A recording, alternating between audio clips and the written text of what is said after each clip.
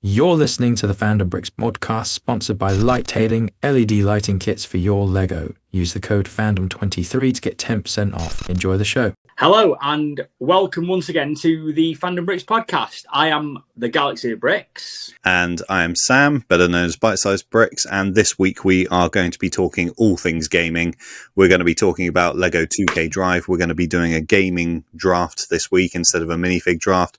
We are also going to be pitching our own Lego video game. And then, of course, we're going to be talking about Mandalorian Chapter 21, because we have to get it in there as well. But to start off with, we are going to be talking Lego 2K Drive. Now, last week, everything got released about half an hour after we recorded. So those people watching the podcast last week were probably wondering why we weren't talking about it. That's why it came out just afterwards, but we have seen it all. We've talked about it. So Josh, do you want to let us know your thoughts on this game? It may be possibly one of the best, if not the best Lego game ever. Yeah. That's it. This category is over now. Let's just move on. It's a bold prediction. Yeah, I mean, it's 2K, isn't it? And 2K have quite a good reputation when it comes to sports-related games as a whole. And it's not TT Games as well, which is an interesting one. Yeah, absolutely. I think... obviously, we've got Mario Kart in the market. We've got Crash Team Racing, which are both very popular games, and it looks very much in the same similar vein to that. So it'll be interesting to kind of see how Lego puts its twist on it, or how 2K puts a Lego twist on it. I have seen that you can fully customize characters. You can build your own cars and things, which for me, I love games that I can start like fiddling about with things and creating things. Even in like football games, I like to create the kits and stuff. So doing that is the perfect in for someone like me, that I know I can go in and start building my own car, build my own racer, and then go racing with it. Sounds awesome. Yeah, and looking at visually, it looks perfect as well. Like, it looks really nice. I think even if you're not into Lego, just if you're a person who is really into how aesthetically pleasing your video games look, it looks like a top quality spectacle, really. It's almost got kind of like a Rocket League-esque feel to it when you look at the sort of the style of it. Yeah, absolutely. And some of the cutscenes, even, it was almost like watching bits from like a Lego movie or something. It's not like, I know they've done like Lego City TV series and shorts and things like that. It's above that. You can tell that they've put a lot of effort into the way it looks. And I think by the sounds of it, the whole all-round game is a very enjoyable game. I know that they've kind of got content creators and things together to test it out and have a look. So everything I've heard so far is super positive. I didn't realise, we're very much into our Lego leaks, but I guess not so much game leaks. I didn't realise that this has been around or kind of rumbling about for a while. People have known about this game, but I genuinely had not heard of this game until the trailer came out last week, and now we're only like a month and a half away from it actually being available. I think definitely we're going to have to set up like a live play along or something on the Fandom Bricks channel when it comes out. But yeah, I'm excited for it. I think it's going to be good. Yeah, I mean, we talk about Lego leaks a lot, but we actually don't talk about Lego related leaks, so it's mostly just the minifigs and sets we talk about. So this is kind of a very welcome change, I would say, because if you think about Lego games, the last major Lego game release we got was the Lego Star Wars Skywalker Saga, which again looks fantastic. It's a massive game and visually that looks amazing. So it's good that Lego have moved away from a licensed IP for a game, and they've gone to a different studio as well. Well, I think it's quite interesting because you've said that. They actually released a game since the Skywalker Saga, which was Lego Brawls. Have you seen this? No, so I don't know this one. So I almost want to compare it to Super Smash Bros, but it is so far down the rung from that, to the point at which I'm a Lego fan. I don't play many games, but I saw this came out, so I thought I'll download it. I actually asked for a refund on Steam and got my refund because I think if you don't play a game for a certain amount of hours, and I think I had played it for like 20 minutes and I was like, no, this is not for me. This is not the game for me. So yeah, that I think, and by all accounts, that seems to have been a bit of a flop as well. So yeah, I'm looking forward to it. I'm looking forward to another company coming in. It'll be interesting as kind of sports fans as well, what kind of other takes they do on it, and whether it becomes. What I would quite like on it is some online multiplayer, some leagues. You obviously in Rocket League you've got leagues and stuff that you can work through. I know it's a racing game, but it would be cool if you had some online things that you could do there as well, because I do feel, as much as I'd probably give Jacob a couple of races on it, I don't play games as much anymore if it's just like me racing against AI. You kind of want to be racing against someone else as well. Yeah, and I mean, I'm the same, to be honest with you. I like my video games. I don't play that much anymore. But racing games, hit and miss for me. But if it's Lego, I'll consider it. But I think what it means is that it's a fresh set of ideas from a new studio, and if it does well, it opens up the possibility of other Lego based sports in a video game as well. And because it's 2K games, it's not a studio like EA or Ubisoft or something like that. It's nice to see that it's been made, as we said before, with love, attention to detail. There's a lot of options for people who like to have their vehicles or their customization in a specific way. And in a way, it almost looks like it caters to a lot of different niches and a lot of different preferences.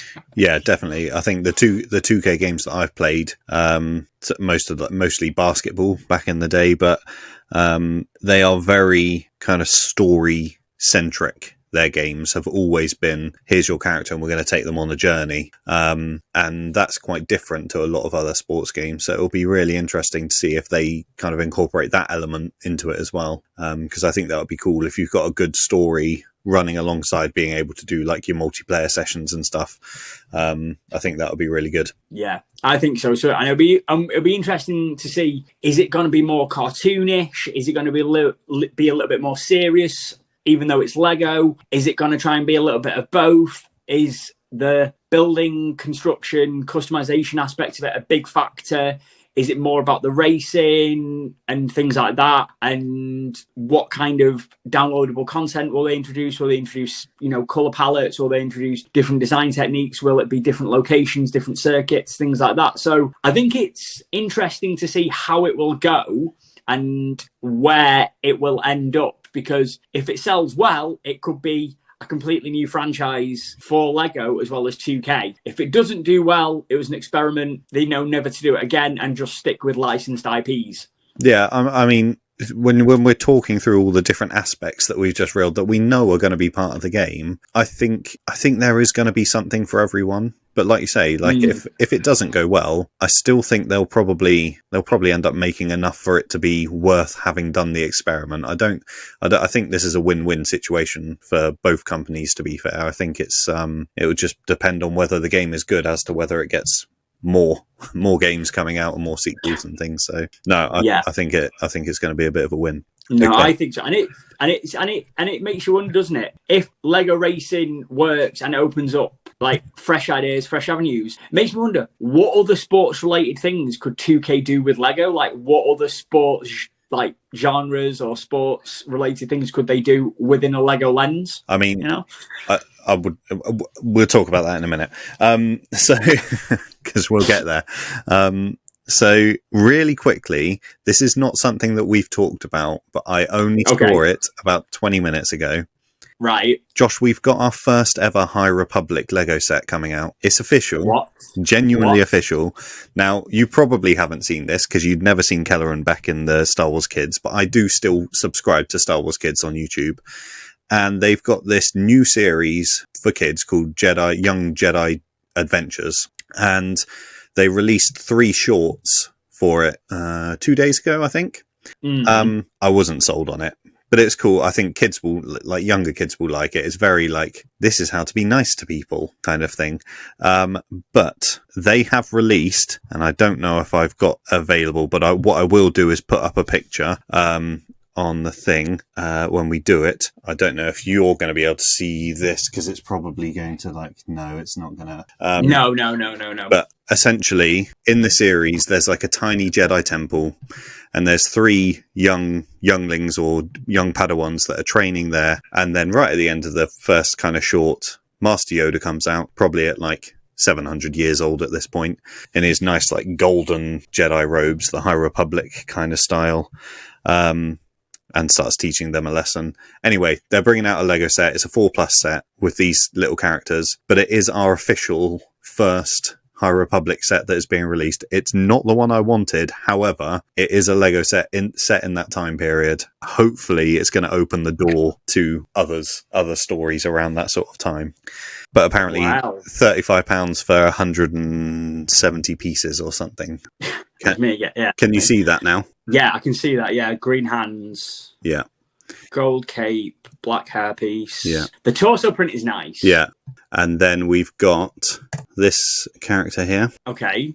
So that's a cool, different character, I guess. He's got a different. I would say that's a new hair mold. Yeah, yeah. It's almost like a layerish, but then an extra one on the back as well. That's quite cool. Mm. And then this is like the back of the Jedi Temple. Obviously, you can see you got 2 beds and a little cooking area, but that's a very much a 4+ set there, isn't it? Yeah. And then here's the back of the box. Okay. So you can see you've got your little Yoda there, your lightsabers. She's got a purple lightsaber, which is quite cool. And then there's the front of the box. Okay. The box art is nice. Admittedly, is actually very nice. Yeah, it's cool. You got the Young Jedi Adventures in the top corner, the Tennu Jedi Temple. Yeah. What's her name? Liz Soleil and Kai Brightstar. I think it's quite cool for a 4+ set, but if that's going for £35, that is extortionate. Yeah, I'm not going to lie. £35 for that, a little bit steep. A little bit steep. Very bit steep. But anyway, that's our first ever High Republic set. So I thought I'd better share that quickly because that's going to start doing the rounds, I think, quite soon.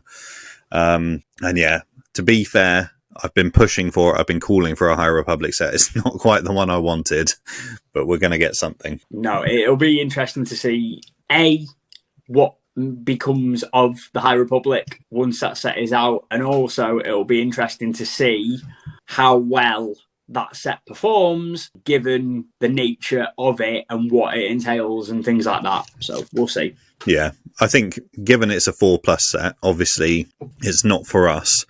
But it's very rare you get a 4+ set at that price point, and I don't know whether this is just rumours that that's going to be the price at the moment. But if that is, I think people are going to have to wait until it drops. It looks like one of those sets that, to be fair, at some point is going to be on sale for 20 quid somewhere. So yeah, it looks like it almost looks like shelf warmer / bargain bin territory. Yeah. To be honest with you, it's not going to be something that we're going to scream for, is it? No, I think back to the they did the 4+ Poe Dameron X-Wing ages ago that like came out at 20 quid, and then within like weeks it was 15, and then you could find it everywhere for 10 by the end of it. Yeah, and it was like, I think it's going to be one of those sets, and I think it will probably be quite popular, but I think people will probably wait until it drops. Okay, right. Anyway, we're going to go back to our gaming section, if you like, and we are going to talk about pitching our own Lego game. So obviously, with 2K Drive coming out, we've thought about what would we like to see in a Lego game. So I'm going to hand this over to you, Josh, since I pitched this. What did you go for? What if you were going to create your own Lego video game? What would it be? Yeah, well, I mean, obviously, we are each going to discuss one thing, and then I think because of the nature of this topic and the time that we've got and things like that, we can easily expand out into discussing other ideas as well. Yeah, but these are our, these are our heart set on specific sets. And I am going to say my choice for a video game would be, and I ran this by Kate today, and she loved it. She thought it was genius. And I'm going to say a Tolkien, Lord of the Rings, Hobbit saga kind of one. But the kicker is it's an open world Middle-earth, and it'll be the 3 Lord of the Rings films, the 3 Hobbit films, and whichever one you pick determines which part of Middle-earth your game starts in. Oh, so awesome. if you pick, say, for example, Hobbit: An Unexpected Journey, you will end up in the Shire. If you pick Return of the King, you could start right at Isengard after the Battle of Isengard. If you pick the Misty Mountains for Desolation of Smoke, or the Dale, things like that. I'm thinking, let's obviously the Skywalker saga has done so well, and it's a vast game, and they're releasing DLC content for it anyway.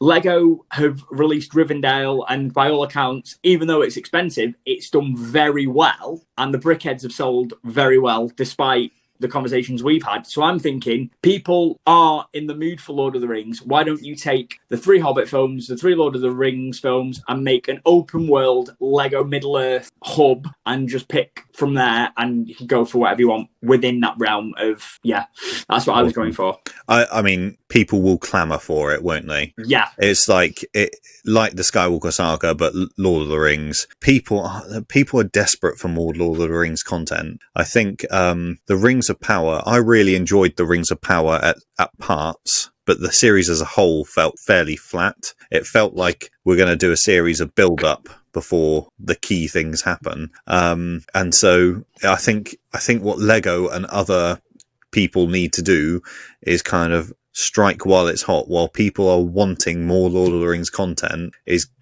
give it to them, because you're going to make money off of it. And we've seen with Rivendell, like you said, it's an expensive set, but everybody wants it. And I genuinely have been amazed. If you compare it to like UCS sets, when you're like scrolling through TikTok, you'll see like a few people pick up the UCS set. And like when the Razor Crest came out, like you scroll through and you saw like 2 or 3, more than that obviously, but like on your feed, you'd see a few people picking it up. When Rivendell came out, it was like, got mine. Like everyone was getting it. And even at the price point, and it wasn't, the fact that it's a great set obviously helps. But I think even if that hadn't been a great set, I still think a lot of people would be picking it up because it's Lord of the Rings, and because we've been so starved of Lord of the Rings stuff for so long. So I think it's a great pitch, and I think people would be like, they're downloaded, ready on the computer for like the second it starts and getting online. It would be even better if it was online, open world, online, traveling across Middle Earth, almost like Red Dead Redemption, but like Middle Earth. I would love that. And Lego, yeah. I would love that. That is a great... No, I think so. And I think it's kind of like, it's good in the sense of, because you can just imagine how it would work. And you, like you say, you would go to your menu screen. It would say like The Hobbit as one section. It would say Lord of the Rings as the other section. And then, like I say, you would just, it give you the option to pick one film from each of them. You just start it, and then it never starts at the same hub or location, and where the game starts is a different part of Middle-earth related to the movies, and it just makes it fresh, it just makes it different, it just makes it new, unique, things like that. Because you can imagine, one minute you're in the Misty Mountains, the next thing you know, you are in, you are in Minas Tirith, as it's under attack from orcs and things like that. And then next thing you know, you're in Mordor with lava and just the black and the orange, things like that. I think that is what would, for me, would be what I would want. It would be the ability to just pick a film from both trilogies and just have a new starting location, because it would freshen things up. And then obviously the minifigures that you would play as and the characters you would play as would vary depending on unlocks and things like that. So you wouldn't always unlock the characters at the same time, and you may get different variants first than other ones, and that would just keep it a bit different as well. Awesome. Yeah, I think it's that's almost a guaranteed seller, isn't it? Like, you know it's going to do well.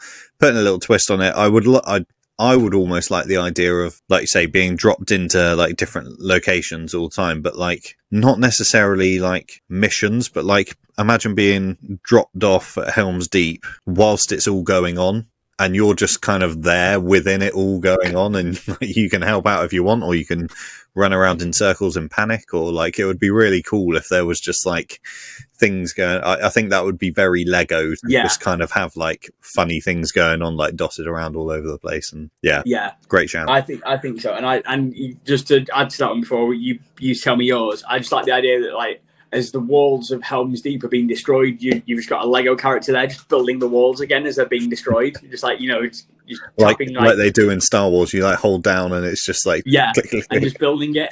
Yeah, you see the Urukai are just climbing the walls and you're there rebuilding them. It's just like almost like literally like have the Lego City like workmen coming in to like sort it out.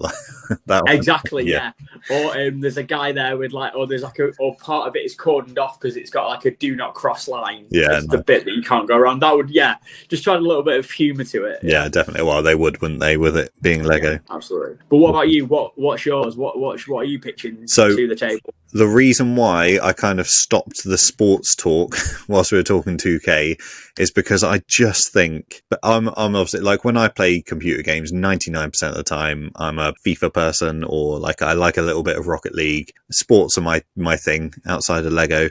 I think when you think about what game I'm going to mention in a second, you think about that game and you think about Lego, they would just work together, and I would like Lego to do their own sort of version of Wii Sports. Oh, nice. I think that it would just, that's kind of like family feel would just suit Lego down to a T. You could have loads of fun mini games, which I know that Lego would be great at. You'd have all the little comedy elements that we've just kind of been talking about. You could have like little like 3-on-3 games of football with your little minifig characters that you can create your own minifig to like play through the game or be your character as you're moving around. I just think mini games is kind of, or would suit Lego perfectly. I think lots of fun little mini games. It's like pitch it as like a family game that everybody can get involved in. There's something for everyone. You can have like Lego bowling, and then you can have like go-karts, almost like, you know, when you go to Legoland and you've got the little like driver's license tracks and things like that. You can have like little driving tracks like that. Yeah. So like really scale down the games and just have lots of tiny little mini games to play, I think would be awesome. And for me, 90% of the time when I'm playing games, it's when I'm playing with Jacob or trying to get Coral in a game or something. So it would be great to have a game that it's Lego, but we could all play together. That's what I would go for. Yeah, and it's almost like, remember when they used to do like the licensed games for the like the Olympics and the Winter Olympics, and it was just like mini games of that, and they'd give you like different sports and different athletic events. Like Sonic and Mario at the Olympics. Yeah, basically. So it might, like, you could also have that as like not just like a Lego sports, but like a Lego Olympic sports. Yeah, that would be awesome. Interesting. Like just ice skating round. Yeah, you're there like trying to have your minifigure like on ice skates wobbling and things like that. Yeah, awesome. Yeah, I actually quite like that. A Lego sports like general game, not one specific like discipline, but several others. That's actually genius. Yeah, I just think I think it's just the age that I've got to now, where I don't have the time to sit down and play a game through. Like, let's be honest, Jedi Survivor's coming out, and will be staying up very late to make sure that I get the hours in. Which is exactly what I did with Jedi Fallen Order. It would almost be like everybody goes to sleep, and then I've got like 3 or 4 hours sleep because I've had to play through. But I'm sure I'll do the same again. But that's a very rare occasion. It's not like I very rarely sit down and play games anymore. And so something like that, I know I can just dip in and out of and go and play a couple of little mini games, and then we can move on. And it's not like I almost feel like I can't have a really good story game because I'll get sucked in too much, and then it will take up too much of my time. So by having the mini games, it means I can just go in, play a couple of games, and then leave it. So yeah, I think it would be a great one. And I do think like the Wii Sports, and like you said, like Sonic and Mario at the Olympics, that suits the Lego kind of sensibility perfectly. I just think Lego would nail the comedy in it. So yeah, I'd be excited if something like that came out. So 2 great picks, I think, Josh. Again, we'll make a little video and see what people think. But as you mentioned earlier, you probably had some other ideas. I definitely had some other ideas as well. What were your kind of runners up in your thinking? My runners up in the thinking were an Infinity Saga sort of Avengers style one. We've had Lego Marvel. We've had Lego Avengers. I thought, why not put all the Infinity Saga, like the main movies of the Infinity Saga, as like one big one? Do something like that. Yeah. I also had basically Lego meets FIFA, which, because we've got table football. Yeah. I thought, why not do like a Lego football sort of thing? Yeah. And you could have like something based around that. And on my notes, I also had and I just quickly jotted this down, and I had, just for something new, fresh and different, I had Lego meets Mass Effect. So. Oh, cool. That would be awesome. Like, you could imagine walking around like all the ships and stuff, and all agree. Like, you could make it not take away all the Lego comedy elements, make it super serious, but just make it look cinematic, but like all these amazing Lego creation. That would be cool. Yeah, and like a bit like No Man's Sky, you pick your ship, you can go wherever you want in the universe. There's like quests, side missions. You can customize your character and just let the creativity of Lego flow, but in a very serious story orientated kind of zone. Really, you can go from like planet to planet and things like that. Yeah, that sounds awesome. I'm trying to think of what the one that I had. All I had in my head was Star Wars Battlefront, but Lego. Yeah, I mean, fair. So, they kind of did that a little bit with like Lego Clone Wars, didn't they? yeah. So that you had like the bigger battles and stuff.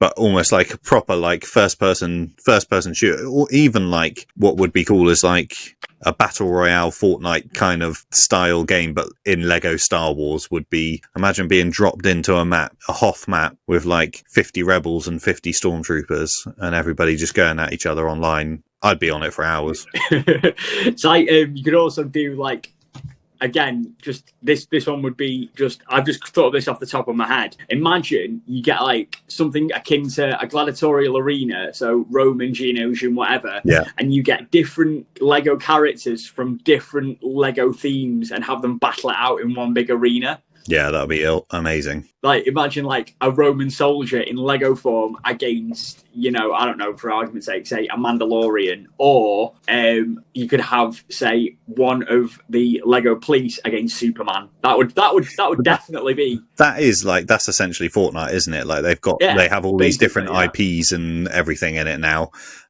So yeah, you could essentially just do a Lego one with all the IPs, and you've got like a map where you have got like Batman and Spider-Man and the Joker and the Mandalorian and Luke Skywalker and Lego City and Emmett from the Lego movie and like everyone in there. I think everybody would love that, right? I think so. I mean, Fortnite has come a long way since its inception, hasn't it? I mean, Jacob plays it now. I remember playing it when it first came out and I was like, this is terrible.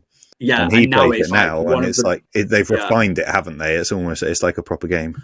Yeah, it's like Minecraft as well. Like Minecraft is a big part of Lego in the fact that they have like an entire Lego Minecraft sub-theme. So if you think about Minecraft when it first came out and how like enduring that has been to the fandom. So I think, Fortnite is one of those things. Though it almost shocks me in a way that Fortnite hasn't kind of merged with Lego just a little bit, even if it's like a one-off. Yeah, no, that sounds good. Okay, right. We'll move on, but that was good. That was very good. Right. Mandalorian, Chapter 21. We have not discussed this. I have purposely not discussed it with you because I thought this would be a great place to do the first discussion. I have many thoughts about this episode, and myself and my brother have gone down a deep rabbit hole with theories. However, we'll get your thoughts first, Josh, before we get too deep into it. Without any like real spoilers or anything, what were your like initial thoughts and feelings from the episode? Best episode of the series so far. Oh wow, okay, fantastic. 45 minutes of just pure adrenaline. It was definitely the culmination of the last couple of episodes all merged into one, and it was definitely an interesting twist because you saw bits of characters that you didn't think you would see do what they did. You saw an outcome that you didn't expect, and most importantly of all, Gorian Shard. You know what I mean? Gorian Shard. Everybody loves a bit of Gorian Shard. When Gorian Shard first appeared, I did like a little video of like, do we think he's going to come back? Of course he was going to come back. We always knew that those pirates were going to come back to Navarro. What I was surprised at, and you shouldn't really be in Star Wars because it happens in Star Wars all the time, but the destruction it caused was a lot bit larger than I was kind of anticipating. I knew because in the trailers, even the first trailer that came out, there was a big battle of Mandalorians on Navarro, and you kind of assumed that these pirates were going to be involved in some capacity. But like you said, it was just adrenaline, wasn't it? It was like, boom, this has happened. And then we obviously get the Carson Teva bit, which we will talk about in a minute. Because in a minute, guys, spoilers are going to happen. So we're kind of going to give you a bit of advance warning because spoilers are going to happen. And so we get the Carson Teva bit, and I love him as a character. I don't know if you've seen Kim's Convenience, but he's brilliant. And so we get that. I loved how he found out where the Mandalorians were. That was brilliant as well. And then obviously Din Djarin's never going to say no. We'll just scrap that. We'll go into spoilers because it's very difficult to talk about without going into spoilers. I'll save that bit for you to talk about. But when Din is kind of pitching it to the Mandalorians, Paz Vizsla's speech, it was the whole, like, it was just back and forth, wasn't it? It was almost like, this guy's an idiot and he keeps dragging us down and keeps getting us killed, but we're Mandalorians and we're going to go along with him anyway. It's like, I just thought this exactly. is amazing. And so when they decide to go, it's like gung-ho from that point, isn't it? It's like, in we go. Bo-Katan takes the lead. She's like, I know what we're doing. I'll take you. And your ship, we keep talking about the size of Bo-Katan's ship. When you've got an X-Wing parked next to it, you realize how massive it is. Like, we knew it was bigger. Exactly. Each week, we start realizing it's even bigger than it was. You could almost fit an X-Wing in it. It's the fact that, like, they purposely, I think they know that it's been a major plot hole for a lot of people, and they've effectively just gone in the dialogue, oh, it's a Cormorant class fighter transport, and you're like, okay, so that kind of covers the fact that this thing is massive and it makes the TARDIS look like a Mini Cooper. Yeah. I genuinely think that after the conversations last week, when it's like almost like a clown car of all these Mandalorians walking out, and then you've got these like raptor type things coming out as well, I genuinely think they probably thought, right, we've got to make sure that this is clearly a big ship, so we'll park an X-Wing next to it and make an X-Wing look absolutely tiny compared to it. Yeah. But yeah, no. But it's like when you look at the N1 in comparison to this thing as well. Like, it makes when there's like all the battles and the flying over and things like that, the N1 and the stub fighters from certain angles they look the same size. It's not until, like you said, when it's landed at the convert and you know where they're hidden, their hidden base, and you see the X-Wing there, and you think to yourself, okay, wow. So either it's a very 4+ X-Wing they've given it, or the scales are just absolutely the dimensions and the scale of it is just completely the exact opposite of what you imagined. Yeah. Okay, so that aside, great episode. The ending, I thought, was like super interesting. That was almost something out of like a 80s sci-fi horror film, wasn't it? That like felt like something about like the ship just like floating, and the whole time I thought they filmed this brilliantly, because the whole time I was like, something's going to jump out, or someone's going to come out from somewhere. I almost had it in my head that he was going to die, that Carson Tevin was going to get shot. I was like, someone's going to come out from somewhere and kill him. And obviously that doesn't happen, and we get the information that it was Mandalorians that broke Moff Gideon out, so that's super interesting as it is. But everyone has been talking about it. There was the cameo of all cameos in this episode, and I guarantee your reaction was the same as mine, because I know how much you love that show as much as I do. I was just like beaming when I was just talking about Keller and Beck last week and how excited I was. I think I was even more excited about this. So Josh, what happened?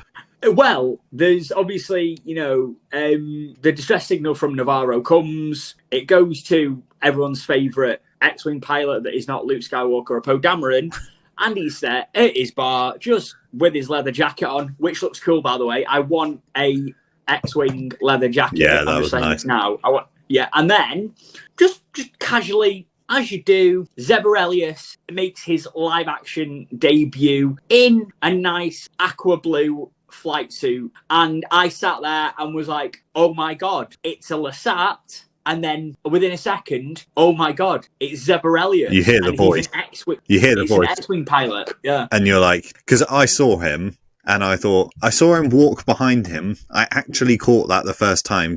And that was because I'd sort of lost my focus from Carson Teva, because in the shot before, there was Deborah Chow, who was like a director of a lot of the episodes, and she directed all of Obi-Wan. She was sat at the bar as well. So immediately I saw her and I thought, there's going to be cameos here. Like, I started looking around behind people to try and see other people in that bar.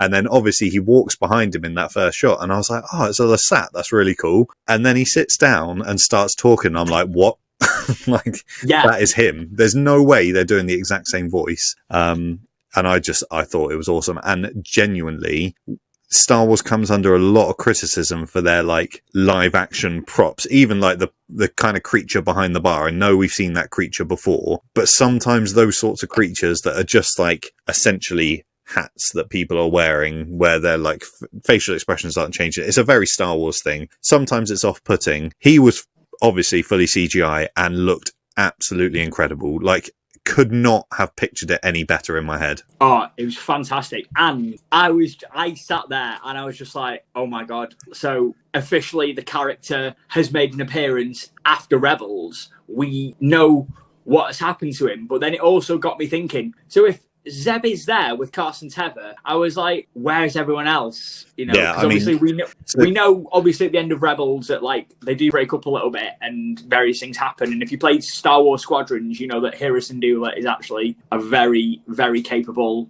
rebel general at that point. Yeah. So I was just like, oh my God, like this is so good. Yeah. So I mean, Hera is or was part of Alphabet Squadron probably around about this time. We have seen Hera in like the teaser trailer that they played at Star Wars Celebration last year. There was the teaser trailer for Ahsoka. It's Star Wars Celebration this weekend. I'm very excited. There will be an Ahsoka trailer shown at Star Wars Celebration. Can almost guarantee that. Whether it's going to be broadcast outside of Celebration, we don't know yet. But Harrison Dula, we know, is definitely in Ahsoka. The fact that they have made up this Zeb in CGI, they've got the same voice actor in. It would amaze me now if he doesn't appear later in the year in Ahsoka. I don't believe that they would have gone to all that trouble with him and not done a kind of cameo or even a bigger role within Ahsoka. But like you said, at the end of Rebels, he kind of goes off with the remaining Lasat and Agent Callus to kind of reform a homeworld. My only assumption is that he kind of went back. They formed this, like, started a civilization, and he thought there's still a fight to be had back here, or I can still help. All of my friends are back there, so I'm going to go back once the kind of civilization got started. So that's my assumption there. I'm assuming that's probably what's happened. But yeah, it would be amazing if we saw Hera. We know Sabine's going to be in it. Obviously, Chopper's going to be with Hera. The whole premise of the show, I'm assuming, is going to be them all hunting down Thrawn and therefore Ezra. So if you've got Hera, Thrawn, Ezra, Ahsoka, Sabine, Chopper, how do you not have Rex in that mix? Not Rex, Zeb in that mix as well. Exactly. And I mean, just absolute, that entire episode, fantastic. Just a sheer banger. And I admitted at the end, like you say, it had that 80s kind of horror vibe to it. And all the while I'm thinking, he's featured prominently in this episode. Carson Tever's had a big prominent role in this episode. Like, he's earned his money. Yeah, that's exactly what I was thinking. I was thinking they've given him his episode, now they're going to kill him off. Yeah. And then you see the damaged Lambda-class shuttle, which is nice to see the New Republic utilising Imperial tech. Yeah, I thought that as well, because they were obviously using it as a transport shuttle to take prisoners or whatever, which that shocked me at first. But then I thought, actually, why wouldn't that? Like, they're not going to break down everything. If that's a transport shuttle, isn't it? It's not a fighter. Like, they're obviously breaking down Star Destroyers, TIE Fighters, X-Wing. Even at that point, they're breaking down X-Wings and things. So it's... that was really interesting. But yeah, like you say, the scene was awesome. Yeah. Part of me just had this image that on the back wall before we saw the Mandalorian Beskar, I was expecting either an Imperial logo or it would be like the image of a chimera. I thought if they finished it off with the image of a chimera or just a Star Destroyer coming into view, it'd have been like, wow, okay, statement. I mean, I was texting my brother the whole time. We pretty much, actually, I think I was about 10 minutes ahead of him. I watched Mandalorian, and then we watched both episodes of The Bad Batch. Again, when you're caught up with The Bad Batch, we'll do a recap on here at some point, because, wow, what an ending for that as well, for those people that have seen it. But yeah, like, my brother was all in on Thrawn theories. I think it's just like a common thing that we kind of know that the Mandalorian and Ahsoka are building up to something to do with Thrawn somewhere. Yeah. We know he's going to be in the Ahsoka show. There's no way they put Ahsoka in the Mandalorian. They said, I'm looking for Grand Admiral Thrawn, and then they don't do it. That's never going to happen. Yeah. See, part of me, I'm sorry, I'll let you carry on, then I'll just add my last point in quick. Yeah, I was just, so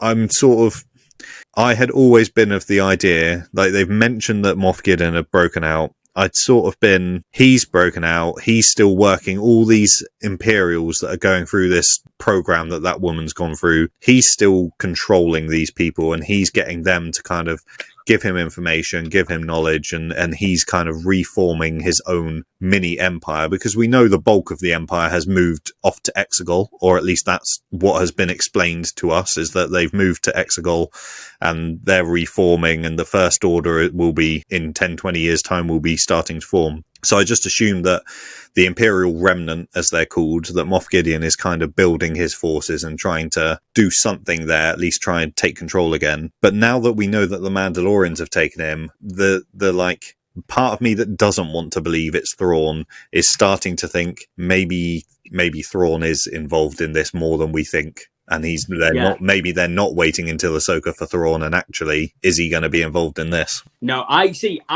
just, for a little bit of a context for you guys, Sam and I messaged quite a lot when we, in between recording episodes of the podcast, and I pitched to Sam a very bold statement about who the big bad of the series could be if they were to save Thrawn for Ahsoka.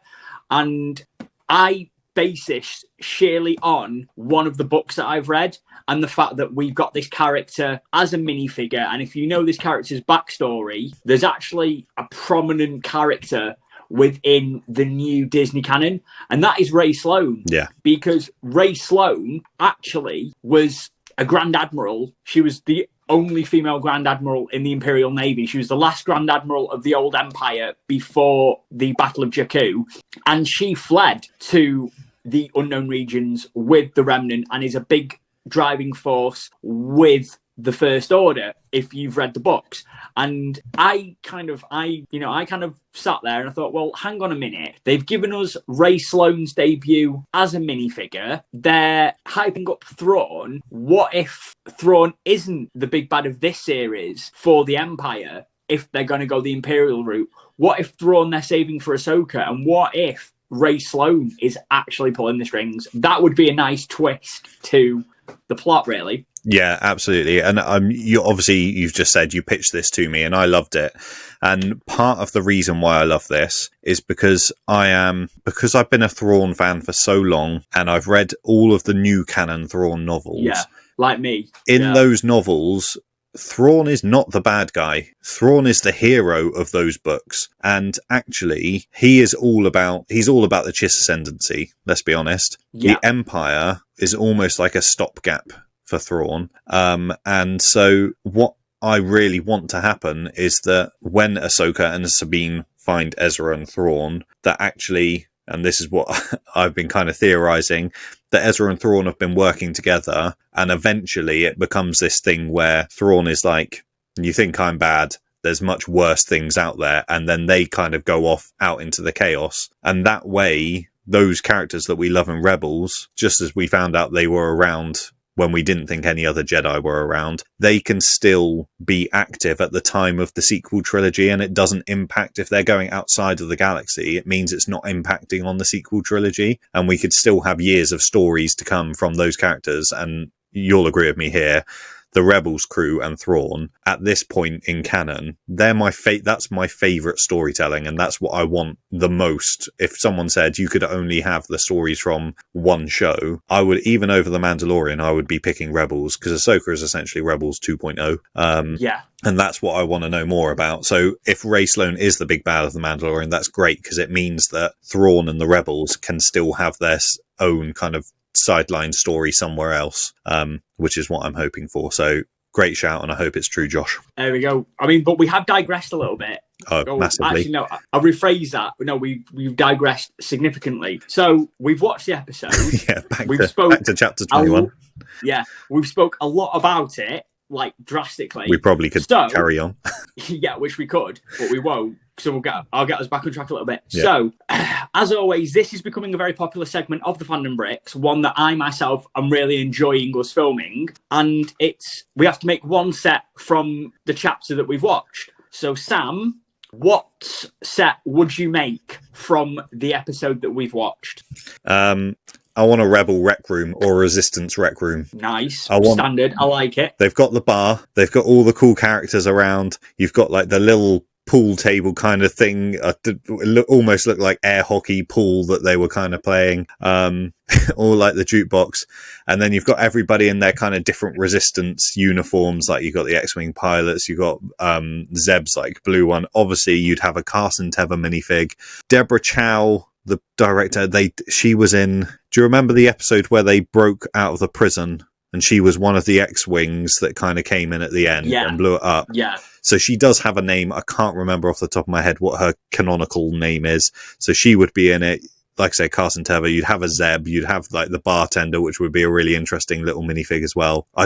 For me, that would be a nice little fun Star Wars set. You get your Zeb in there, and maybe you could have like maybe a MIDI scale X-Wing parked outside or something. Yeah, Star Wars meets Cheers. Yeah, perfect. No, do you know what? Why not? Actually, it wasn't the route I thought you were going to go, but I like that because it's refreshing. To be honest, when I was going through my thought processes, like obviously you've got ships and stuff and Mandalorians, and I thought actually let's go for something a little bit different this week. So what did you think of then, Josh? So when you watch this episode, there's loads of things coming up that you could think Lego set. So what one was the one that you pinned down? I mean, mine was the most obvious one. Gorian Shard's Pirate Corsair. Yeah, awesome. Obviously. I mean, it's so pirate ship-ish, isn't it? The thing is, though, when you look at it as it flies into view over Navarro, do you not think, just like the way they've done the camera shot of it, it looks like the Eclipse, the Emperor's old expanded universe ship, because it's got the front bow and then it's this, like the sleekness of it. It almost looks very much like that. Yeah, it does. Like as it comes into frame, the shape of it at least. But when it's like, I'm not sure it's like the initial shot, but when it kind of flies over Navarre and the light is kind of hitting up, you see all these like white and black stripes underneath as well. And like when they're like, they're getting into their like gunship balls on the side of it. Yeah, the ball like turrets, it's like people loading up cannons on the side of a ship. Like they lent so heavily into this. Even Gorian Shard's got like it looks like a metallic, I can't remember his arm or leg, but it looks like he's got a peg leg or something, like he's limping around, like it's full on pirate ship, and I love it. I thought it was awesome. Yeah, and I like the fact that even the helm is effectively just a wheel. Yeah. It's the whole ship is being attacked, Bo-Katan and Din Djarin are they're blowing it up, the turrets are going, shields have gone, the helm isn't working, but there's a guy sat there threading the wheel. He's just like, oh, Captain, we're going to go down. Oh, and then it's just like standard. I like it. Proper pirate fodder.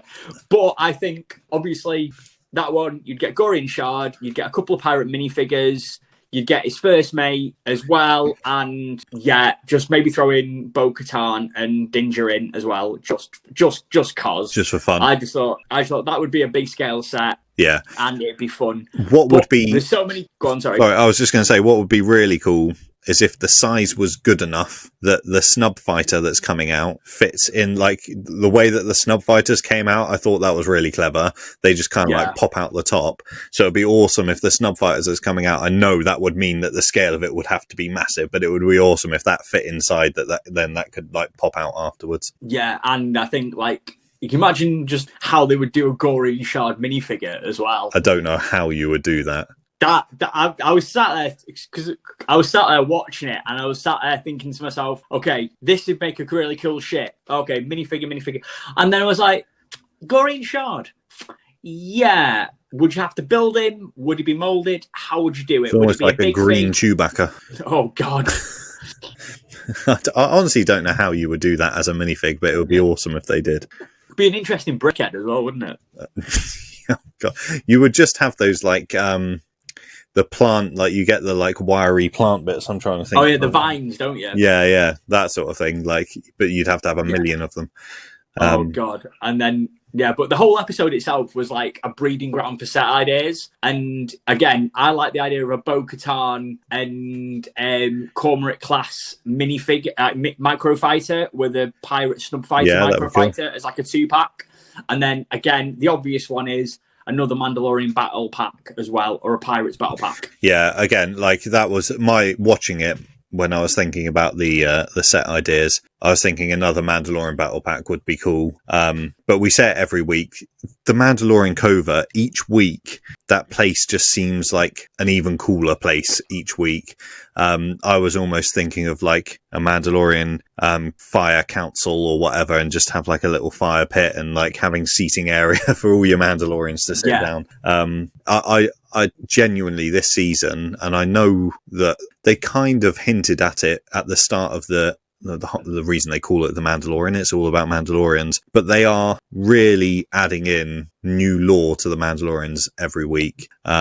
We haven't even touched on the fact that Bo-Katan had a conversation, a very interesting conversation with the Armorer, who thinks that she's going to lead Mandalore. So God knows what that means for Din and Bo, if they're going to have a fight for the Darksaber or whatever. It's third time's the charm, because it hasn't worked very well for Bo-Katan previously, has it? And also, it was nice to kind of see, like, you know, the Armorer has got pure skills, like their melee combat is just fantastic. Like when they were on the gun turret on the balcony and they were just shooting down at the Mandalorians, and then all you see is the hammer and the just the anvil, and I was just like, oh, yeah, did not see this coming, and then just absolutely just obliterates them in hand-to-hand combat. It was fantastic. It's the way that all the other Mandalorians are like flying about, they're running around like just blasting people, and she's just like, nah, I'm just going to casually walk in behind them and take all these people out. Yeah, it's awesome.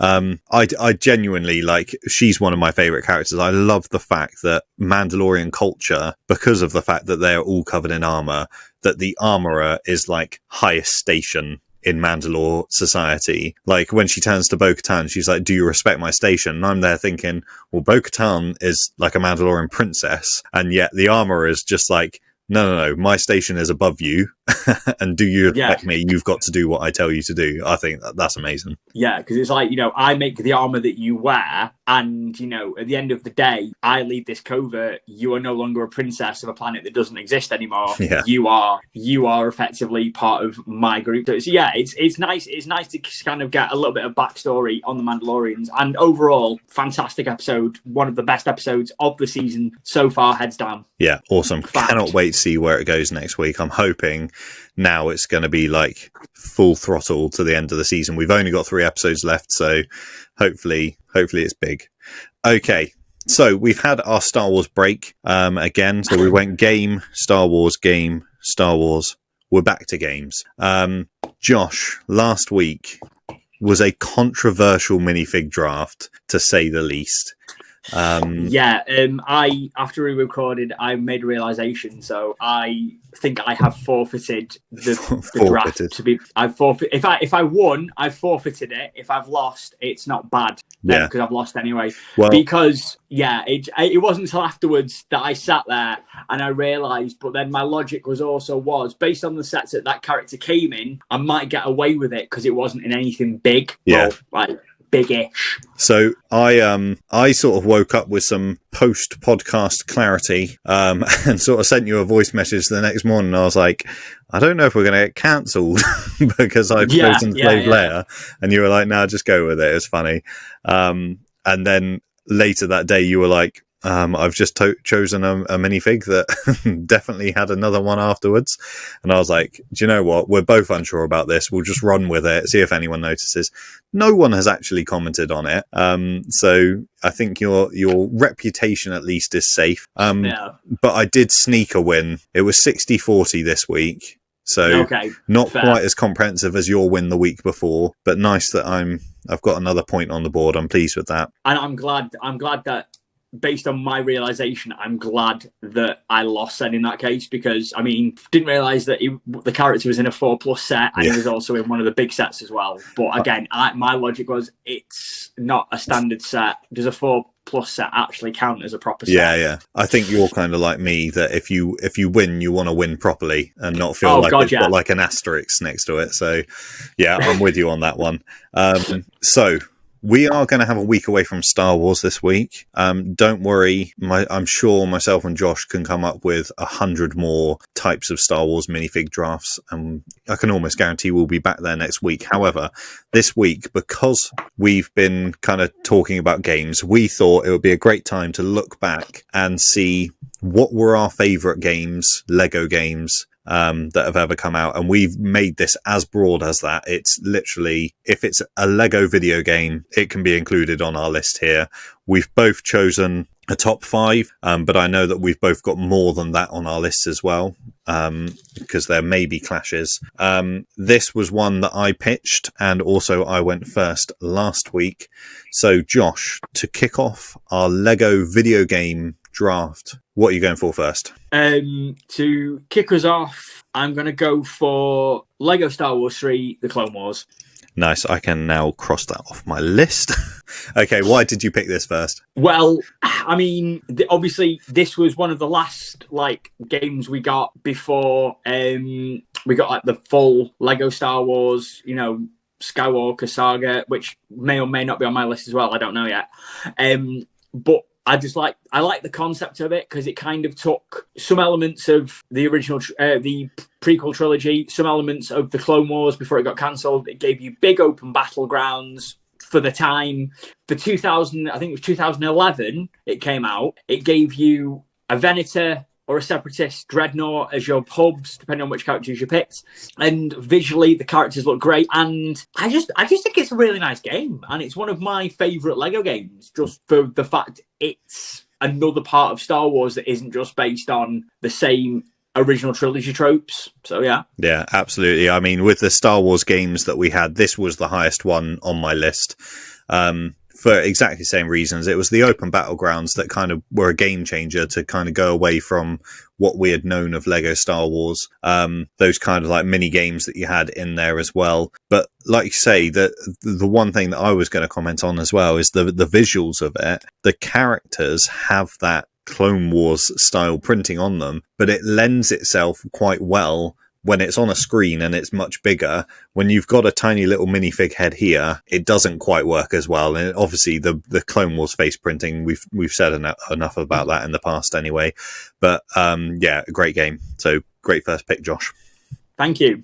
Okay, so my first pick, and it was really hard not to talk about this earlier. Right. And I spent hours playing this as a kid, is Lego Racers. Nice. Wasn't on my list. I loved this game. And I think it was probably the first game that I ever got addicted to. I remember my gran had it on her computer. We used to love visiting my gran. She is an absolute legend. She's the person that got me into Star Wars in the first place. But she had a PC at the time, because I kind of think she got a PC because she knew that all her grandchildren would want to come and visit her and play games on her computer. And that was a way of getting them in. Great choice. Smart. So I used to go, and she had Lego Racers on there, and I just remember wasting hours and hours on it. The tracks were great. The kind of soundtrack, the Lego soundtrack to it, the story, as it were, at the time, I remember being great. And I just think playability wise, for a Lego fan, I loved it. And so it was really difficult not to talk about it earlier when we were talking about 2K Drive, because really 2K Drive is, I want that Lego Racer element in it. I'm desperate to play that game again. So yeah, there's my first pick, Lego Racers. Solid. I didn't have it on my list, but I like it as a pick. So yeah, definitely a good choice. Okay, on to number 2.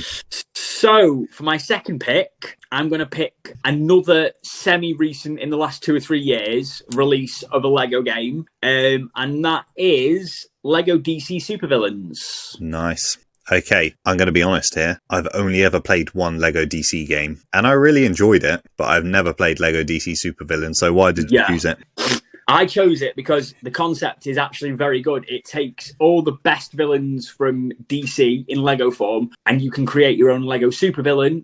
Awesome. Obviously, the idea of it is you can pick your own DC supervillain, create your own. You can have them as a melee-based character, a ranged character. You can have them as an overpowered physical superpowered base character. And you can just have them. It gives you a fairly large open world within the DC universe, so like Metropolis, Gotham, other places like that. And it just lets you be bad but it's cool to be bad. And certain pre-orders of the game, you also got a custom, it was within, I think it was in an exclusive in some places, Lex Luthor minifigure in like his version of Superman's outfit as well. And nice. Yeah, I've seen that. Just a great game overall. Awesome.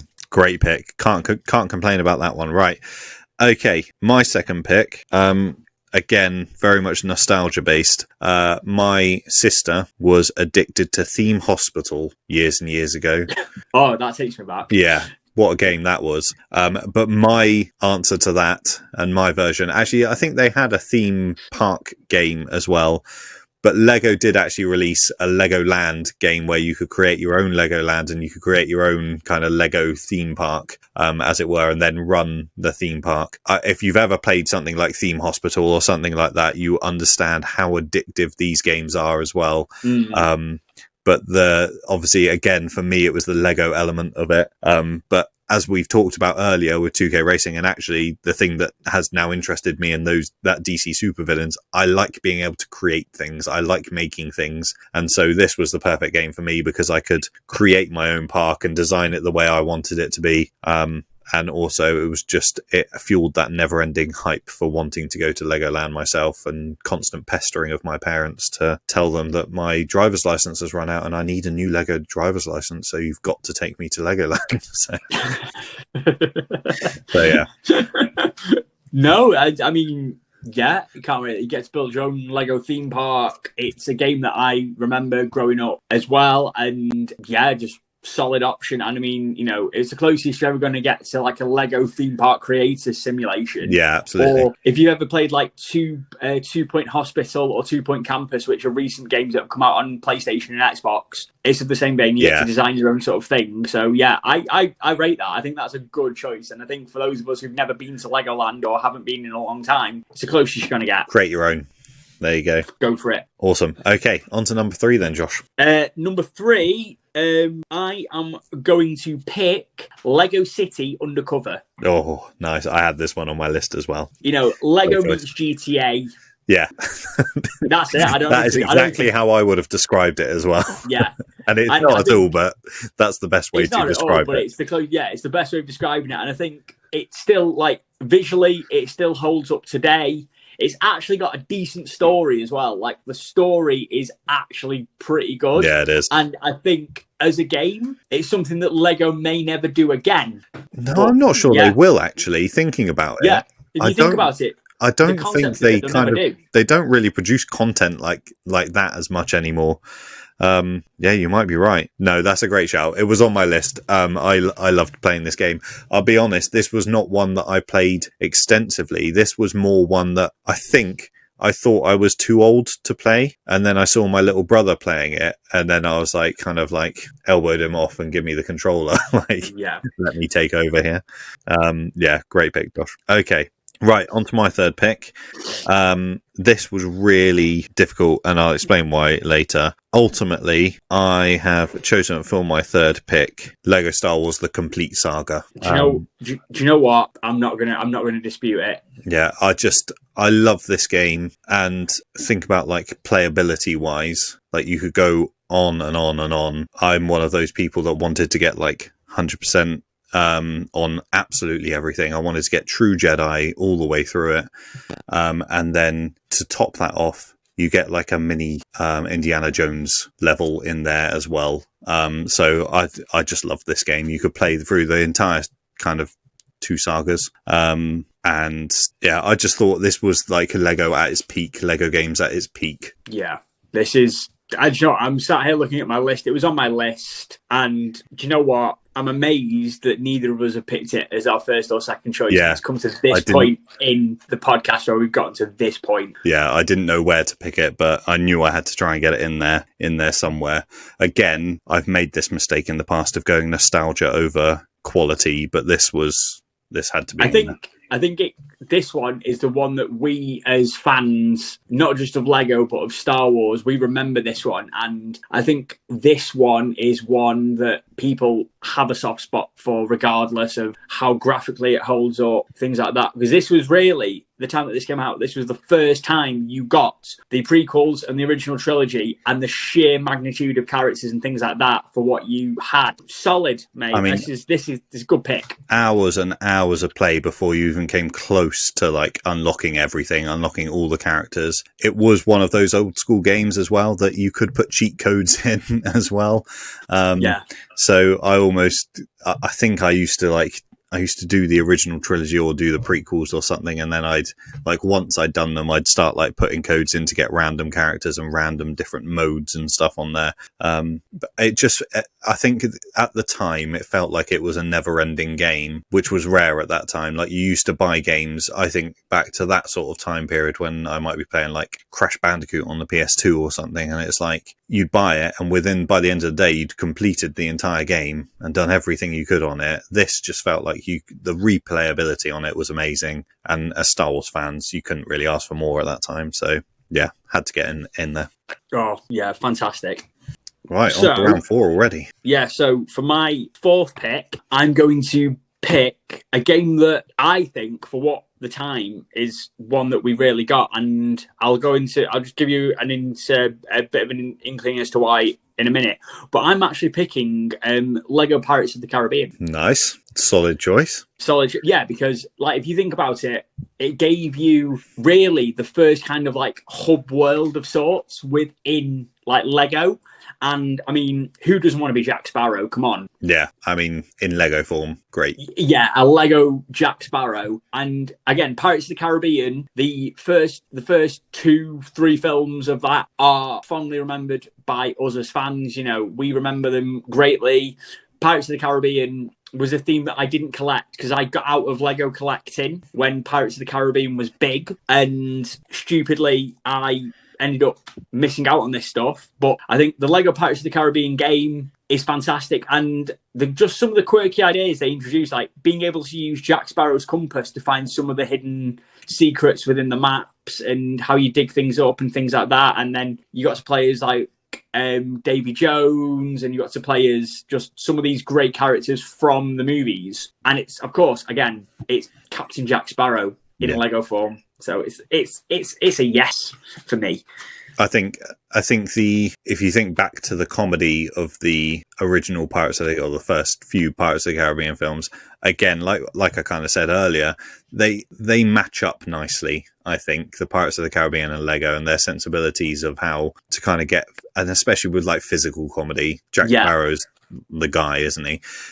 So yeah, I think it's a great pick. I remember playing parts of that game. I don't think I ever played it extensively, but I do remember playing it. And when you mentioned that hub, that's kind of what I remember from it as well. But I do remember the gameplay being fairly engaging as well. When I've played some of these similar games, I haven't been quite as excited by them. So yeah, I think that's a great one. Okay, right, on to the 4th pick. This is getting tricky now. This is getting very tricky now.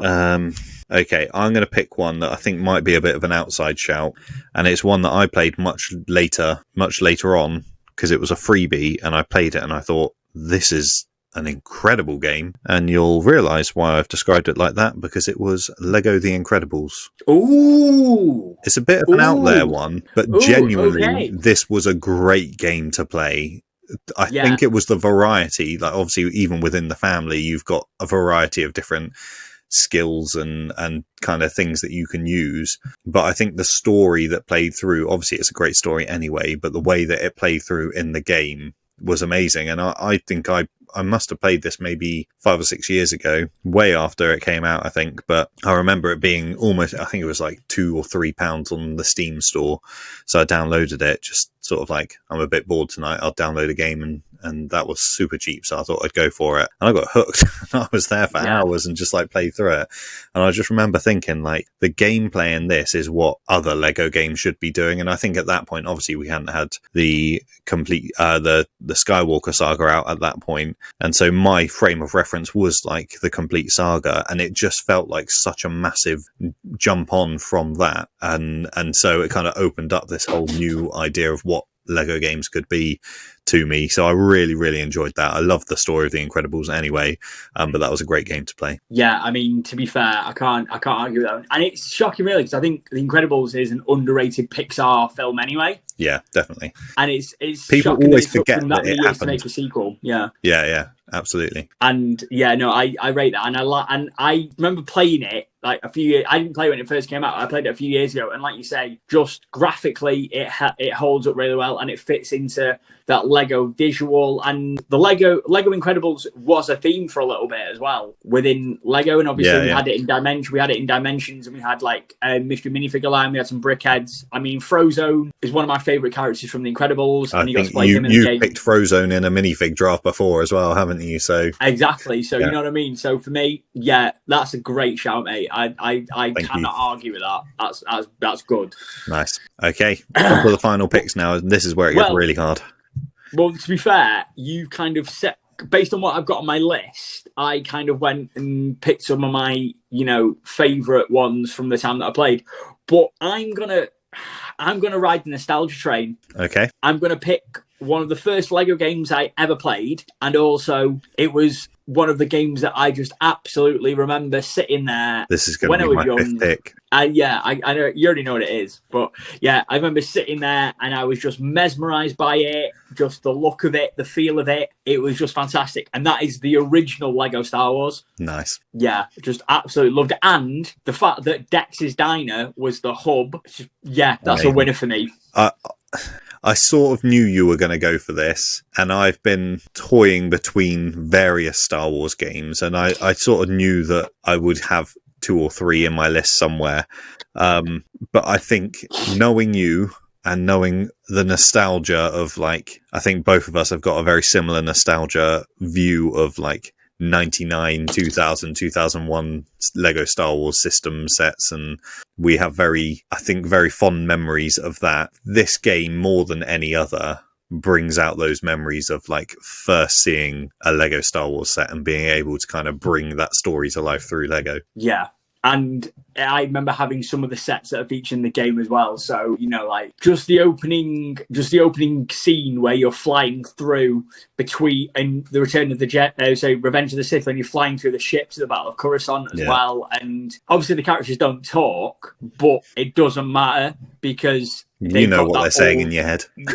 Yeah, in your head, you already know how this is planning out. And just the fact that, again, it gives you some of the best characters from those movies, from the original like prequel trilogy, which I know a lot of people are hot and cold of, but as a game it's fantastic, and it's definitely a game that for me, not just as a Star Wars fan but as a Lego fan, it was the first full Lego game that I was old enough to play and enjoy, so it was a no-brainer to finish on that one for me. Yeah, that is a great shout. Okay, very difficult to beat that. And this is my next pick is one that I wasn't sure if either of us were ever going to, whether we were going to pick it or not. Mm-hmm. And this is a hard choice because I think the majority of all of our picks have been very nostalgia based rather than is the game any good. Right, and okay. I have to say this game is great. And so for my fifth pick is Lego Star Wars: The Skywalker Saga. Yeah, of course. And I was very much weighing up, like, do I choose something that I love over something that I genuinely appreciate as a game itself? I understand how good a game this is, and I think the only reason I don't have a strong connection to this game is because I haven't played it enough to get that. Because when I have played it, I've absolutely loved it, and I love the fact that within this game they are dipping into every aspect of Star Wars. It's not just the Skywalker Saga at all. You've got Clone Wars, you've got Rebels, you've got Rogue One, you've got Solo. So genuinely, if you are a Lego Star Wars fan, or if you're just a Star Wars fan, there is something for you within this game. And the other bit of it is that you don't have to just follow along with the stories. There are open world elements to it. There's other things that you can do. There's mini games along the way. There's bigger battles that you can play along with. And I think for someone that dips in and out of games now, it's amazing. And I think had I had more time to really get to grips with it and play it through a bit more, this would probably have been much higher on my list. Again, we know from previous drafts that I am a sucker for my own personal views and nostalgia, and sometimes I choose what I like over what I think is going to win the draft. But this one, I think I genuinely went into this, and because you've picked Lego Star Wars, I don't think this would have made it onto my list had you not picked a couple of my other choices. I hadn't actually honed down my final pick. So it was really interesting to see whether I was almost like, is Josh going to pick it? Do I pick it? So yeah, there you go. That rounds out the 5. I think we've both got very strong lists there. Absolutely. And I think it could go either way. And I think even if it was a close knit contest, I wouldn't mind, because there are some really good games on there. And again, you and I, people say to us, all we ever talk about is Star Wars. And that is because you and I are massive Star Wars nerds. Yeah. But we have included some very different off the wall things that aren't just Star Wars related, but we have finished on a Star Wars game each, which is kind of nice. But I think that's just because, again, we've gone for the first Lego Star Wars game they've ever given us and the most recent Lego Star Wars game they've ever given us. So it's just kind of fitting that it rounds it all off. Yeah, absolutely. It could go either way. I think 4 out of 10 Star Wars picks, that's actually pretty good for us, because let's be honest, it could have been higher than that. We could have chosen other Star Wars games. I have enjoyed other Star Wars games as well. So, yeah, I think we did well to restrain ourselves. Absolutely. But yeah, we have chosen a wide range. And actually, you said it earlier, when I started off without research, I kind of started off with these are the games that I remember, and they'll go on my list, the games that I remember and I enjoyed playing. But then I thought, I'm just going to have a look at what other games are out there. And the list is the amount of games that Lego have created. And actually, Legoland on my list, it was like a blast of nostalgia for me, because I completely forgot that game ever existed. And then I saw it on the list and I was like, oh my God, I remember playing on that game for hours on end. And it just wasn't there in my head. And so that was great to remember that and be like, oh, that's got to go on my list. But yeah, honestly, if anyone's interested, go online, just search list of Lego games, Lego video games, and it is just it's a never-ending list. Yeah, and it's interesting as well, because obviously you look at some of the big IPs that Lego has made games for, Indiana Jones, Jurassic World, Lord of the Rings. Potter. Yeah, Harry Potter, Lord of the Rings. And again, Marvel has been a big part of that one. And we didn't include them because you could get so lost in this. But my friend works for TT Games, who makes the Lego games. And we always have a conversation based on the Lego games and things like that. And obviously he worked on the Skywalker saga, and he got to meet some of the actors and do some of the voiceovers and things like that, some of the dialogue choices. So, that's a flex if ever there was one. But for me, I think if I had to go away from Star Wars and pick my favourite game out of all of them that wasn't Star Wars related, I think I'd have to go for DC Supervillains, just because it's just a fun game. So if you've never played it, I would highly recommend that you give it a go, because again, it's fun, it's different. I think I need to dip into it. I had other ones on my list that I had. Lego Island was another one that I remember as a kid being super fun, but I watched a playthrough on here, just on YouTube, and I was like, that's not quite the game that I remember. Or at least I must have been too young for it to have actually sunk in that this wasn't a very good game, so I didn't go for that. I had Lego Worlds on. I've played that a bit over the last couple of years, which is sort of like world creation, which is obviously something I liked, but didn't quite make the top 5. And then the other one I have got written down is Lord of the Rings. I really did enjoy the Lord of the Rings game. The only downside there was that the actual Lord of the Rings video game was like unbelievably good. Yeah. And so I just always played that, and I never actually consistently played the Lego Lord of the Rings because the actual one was just so good. Like the multiplayer mode in that on Two Towers was me and my brother talk about it now. Like that was the greatest game that we've ever played, is doing absolutely Aragorn, Gimli, and Legolas. Yeah, and you just defending the wall on Two Towers, like the most impossible level of any Lego any game ever. And so that's why it didn't quite crack my top 5 list, because I thought actually if it wasn't as good as that other game that was out at the time, it's probably not good enough to make my top 5 here. So yeah, that was my thinking on that. So there were loads of great games, but I think we've both got a strong top 5.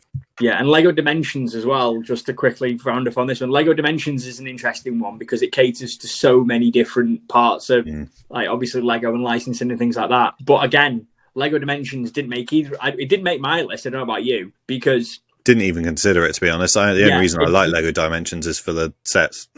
Yeah, that was the thing. I like the sets, but I felt like in terms of, for me, it just wasn't on my radar because it was something that didn't interest me as a game. Only the figures and the sets and things like that interested me. And I felt like if I'm going to pick a list, Dimensions, there are far superior games, not just Lego based, but in general. Yeah. I mean, do you remember Skylanders? Yeah. It tried to be Skylanders, but in Lego. Yeah. And in some ways it worked, in some ways it didn't. Well, Skylanders was better, I think. Yeah, I think that was kind of my view on it when it came out, was that Skylanders started this whole thing, and then I think some people may correct me on this, but I think Disney Infinity came next. Yeah. And then Lego Dimensions. And so by the time Lego Dimensions came around, it felt like a bit of a played out idea, when actually, although Skylanders did really well with its target demographic, it didn't really go outside of that demographic. Disney Infinity was like a complete flop. And so by the time it got to Lego Dimensions, they were almost solely relying on Lego Dimensions because they were selling minifigs and mini sets. And so the game itself was almost, it didn't matter what the game was because people wanted these minifigs. That was the way that they were going to make money. I just felt like that whole idea of the game was great when it first came out. But by the time they had kind of got round to it, it had been played out a little bit. And I think people were a bit over it and weren't interested. And I mean, ultimately, that's why it is no longer around. Yeah. As an experiment for the time, fair enough, but looking back on it now, years later, yeah, it just didn't work, and I'm glad that neither of us had Dimensions on our list. Yeah, so, yeah. Me too. It was one of those ones where it was like I had that conversation with myself in my head where it was like, Lego Dimensions, no, done. Yeah, literally, just like, and it's like Ninjago had a game, nah, don't like Ninjago. Lego Movie had 2 games. No. Yeah. Lego Batman had a game, and that was okay, but again, I didn't play enough of that. I think for me, those Lego Batman, the Lego DC, Lego Marvel games, I'm sure there's lots of people that listen to this draft and probably thinking, how did you not get Marvel superheroes in this one or whatever? The only reason those games haven't made my list is because I never played them enough to make a judgment. It's really difficult when we're doing our minifig drafts. We can look at a minifig and go, that's a really cool minifig. What I can't do with a video game is look at the cover of a video game and go, that's a really good game. You have to have actually played the game. And that's why this was a little bit trickier, because I knew that there's going to be loads of games on this list that people are going to be like, well, that was a much better game. And I'm sure it was, but unfortunately I haven't played all of them to be able to pass judgment. So we've just gone for the ones that I know. Yeah, so it'd be interesting to see how the comments react to this one. Yeah, because it may very well be like, you guys are idiots. These are the best Lego games. Like we said, there's so many of them that I guarantee there's going to be loads of people out there that wouldn't even consider our top 10 put together in their top 5. So we'll have to wait and see. Yeah. But an enjoyable one to play anyway. I did enjoy looking back on some of these games, and I did download 2 of them.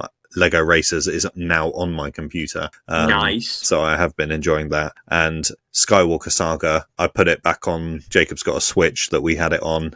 So I put it back on there just so like every now and then I can just kind of dip into it and play a little bit. No, fair. I might have to go and download the Skywalker Saga on my Xbox Nice. now, because I don't have a PlayStation 4, but now that I've got an Xbox, it's like I might have to go and like download that again and try again. It's a dangerous thing downloading games, isn't it? Absolutely. Yeah. Okay, well, that rounds out the show. I promise you, people that are still sticking around, when we tried to record this the first time, because we tried like 2 minutes in, I said to Josh, just as it was like starting to record, I think this might be a quick one. We've gone for over an hour and a half again. Hey, it is what it is. It's the Mandalorian episode. Like I'm fairly certain we talked for like 40 minutes about that, but it's going to happen, isn't it?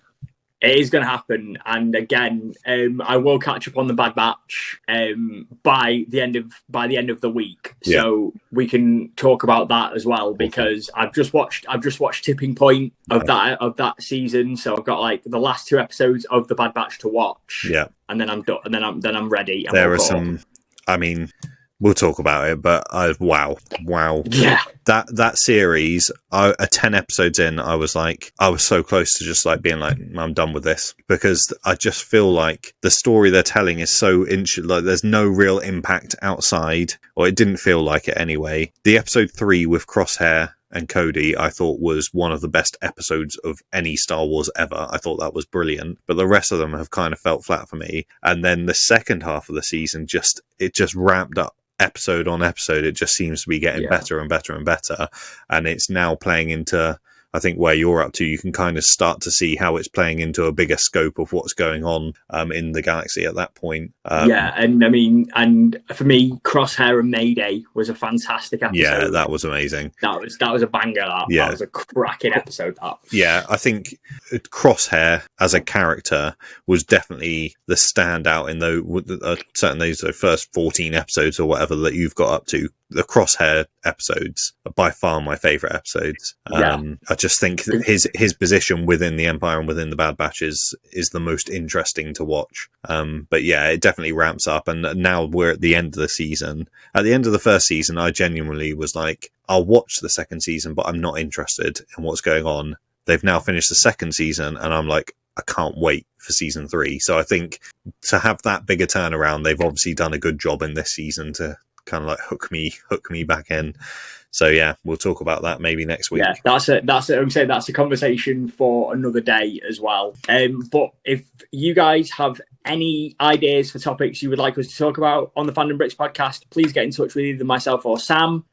Because again, we mostly talk about Star Wars because those are our things, but we do try and cater to the non-Star Wars lovers out there as well. So if you've got any topics or ideas you want us to discuss for the podcast, please get in touch with either of us, and we'll try and fit them in to our schedule. If you don't already go and follow or subscribe the Fandom Bricks podcast, please do so, because we really do try and put a lot of our time and effort into this podcast for you guys to enjoy. And since we've revamped the format a little bit, I think, and I could be speaking really biased, but I think the podcast is an absolute banger since we've changed the since we've changed the format a little bit. I think we spoke about this when we changed it a couple of episodes ago, that the reason why we've done it is to try and make it easier to clip down, to share parts of the podcast, to kind of make it more accessible for more people. But what we've actually seen is not the opposite, because obviously that's played a part, but we've actually seen a huge growth in views on YouTube, in listens on Spotify.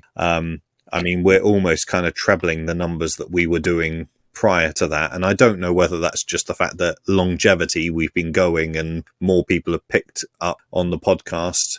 That could be why, but I think Josh is right. We've made a conscious effort to kind of change our direction a little bit, just to tighten it up a bit. And it seems to be working. So we'll keep going with it. And I'm sure in a few episodes' time, we'll have another rethink and think about how we can, and it will continue changing as we go along, and as our kind of tastes change and what we want to be doing changes. So yeah, try and stick with it. Absolutely. And because we are effectively an established podcast now, we are above 18, 19 episodes now. It's number 20 next week, isn't it?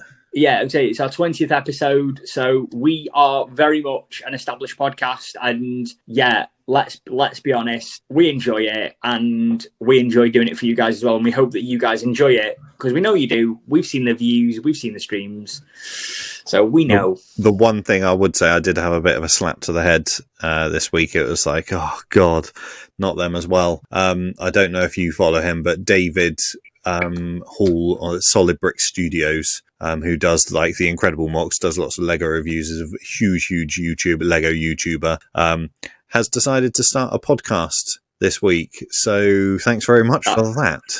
That's us getting cancelled after like episode 20. Now It's heartening, isn't it? Yeah, we are gonna like probably end up just having to just completely go away from Lego at this rate, because you know, There's it's so good. much. I mean, competition breeds creativity, and I think if we have competition, it means we want to get better. But I mean, we know the views that's going to do straight away. I mean, he's got hundreds of thousands of subscribers. So, hey, I'm just saying, mate, before we round off the podcast, we started the Fandom Bricks, nearly 20 episodes ago.